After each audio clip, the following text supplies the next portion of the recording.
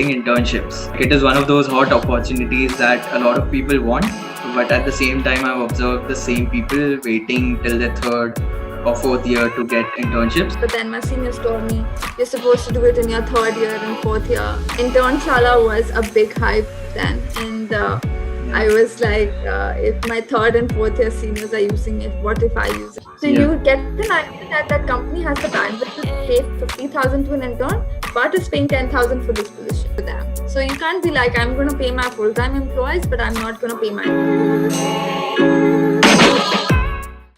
In college, a lot of students look forward to getting internships. Like it is one of those hot opportunities that a lot of people want, but at the same time, I've observed the same people waiting till their third or fourth year to get internships. Because it's a popular belief or misunderstanding that you're supposed to chase after internships only when you've reached your pre-final or final year. So, what is your advice on internships? If yes, how can a first year student who has just passed out from school get an internship? Okay, so I'm going to speak solely from my experience. I'll share my story, and then perhaps you can take a lot of learnings from that, and it'll help you also get some good ones out there, not the unpaid ones. I must emphasize on that. Not the unpaid ones.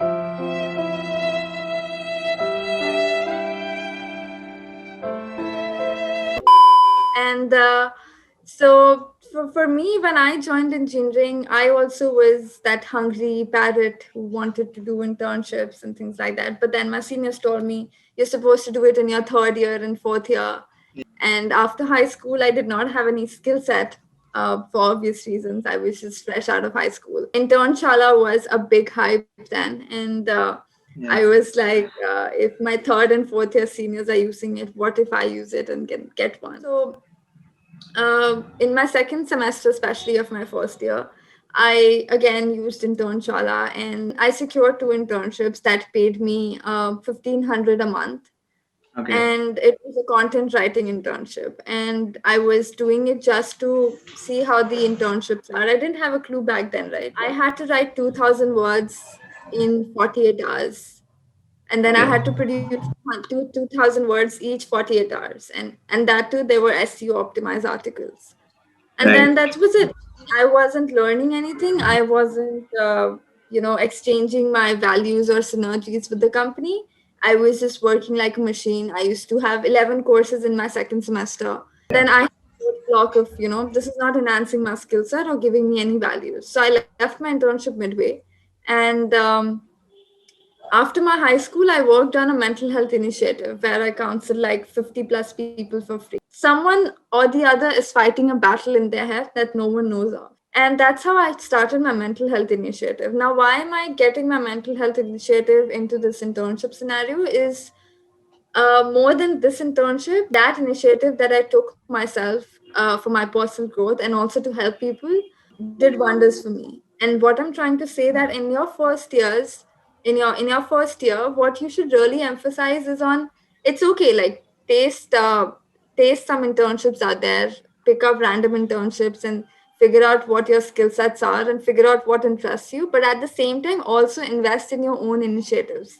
In that scenario, I will have to do planning, I will have to do outreach, I'll have to do marketing, I'll have to do content, I'll have to do everything to make my initiative run. That's like the shortcut to having even building your skill set and identifying your own strengths, because that's what your really goal of your first year is. Should like a person who listens to this talk, he's like, okay, let me just do an internship. So should he go for a paid internship or an unpaid internship? As a fresher, it is very good for you to intern with a startup, but most startups out there say that, hey, come and join us, we're going to give you experience, you're going to learn a lot because you're a fresher, and then at the same time you can work for us, and in return we're going to give you experience and learnings and things like that. So now with startups, you get a playground to implement your skill set, see what is your threshold, see the maximum that you can go to, and also experiment what is working out for you and what is not. But at the same time, what's not acceptable is at the end of the day, you're giving them your time, and time is precious. Okay.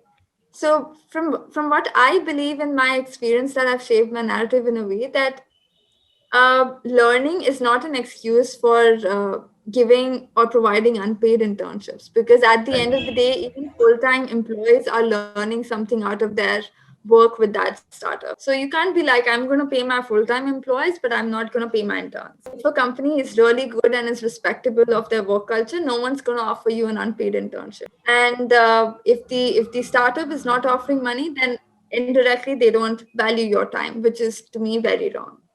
So I Yeah. see it that way. And that's how I think most people should look at. I mean, if no one's paying you for your time, then they don't really value you. Value you.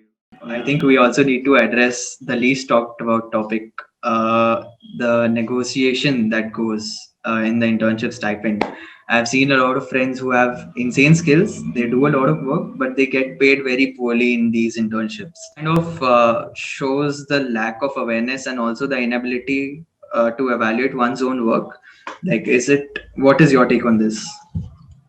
So for me, I will agree that in my first internship that I did in my second semester, the one that I mentioned to you, I was just getting paid $1,500 for, imagine, let's say 15 into 2,000, 30,000 words a month. Okay, Right. and that's so less, and that's underpaid, and that's in fact like that's just labor, I would say.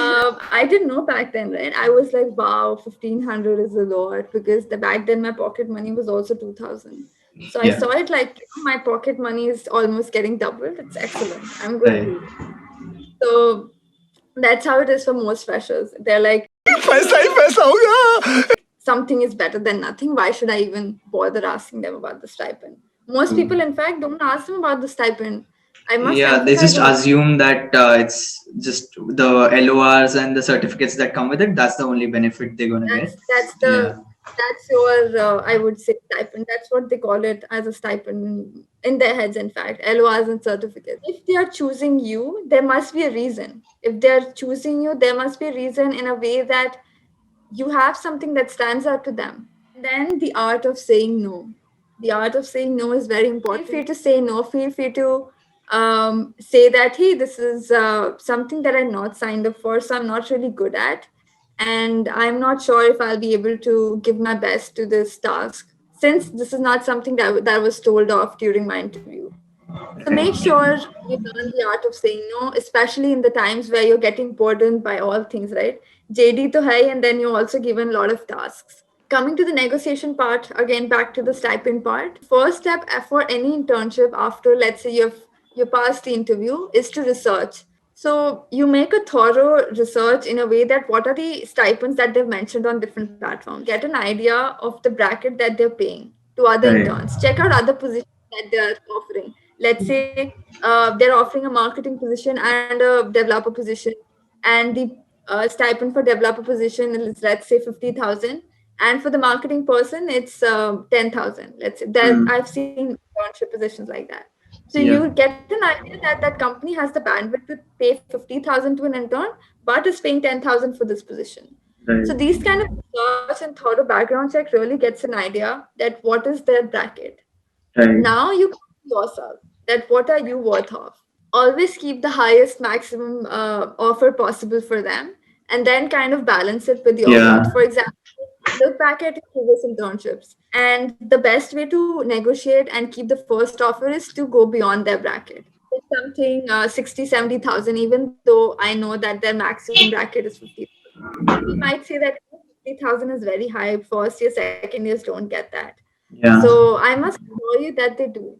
Even though you don't have formal experience, make sure that you put your skills on the table, that, hey, I'm capable of these things and I'm going to do my best for you when it comes to these. And that's what right. companies need. They want assurance, they want skills.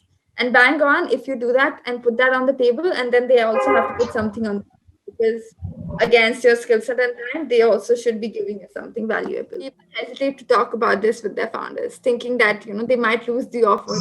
Always have that attitude in your mind that assume it in your head, even if you don't, that I have 5 different offers, and if I were to choose this offer, why should I choose this? Platform that you mentioned for getting internships is Internshala. That's how you found your initial internships. So, are there any I would others? recommend Angel.co. Angel.co has startups from all over the world. They also hire remote interns. They also hire remote positions and things like that. So At angel.co, I would say the bar is slightly higher. So if you Right. start from Internshalla, you can move to angel.co and find some excellent internships out there. That brings us to the end of this podcast, and I've had a lot to learn and a lot of new things that I didn't know. So I hope a lot of people, especially first year graduates and people, even people in school who are just planning to go to college next year or get into college, I hope they learn something from this. Apart from this, there is one thing I would like everyone to know. Dravisha has a painting page by the name berang.in, and you make immensely good Oh paintings. my I god. just went through that page yesterday and I was like, I have to plug this in. So, yeah, please do check it out. I'll link it in the description. You can follow that page for some amazing paintings. And yeah, so that is Dravisha Katoch, and I am Jaideep Lalchandani. Hope you learned something good from this.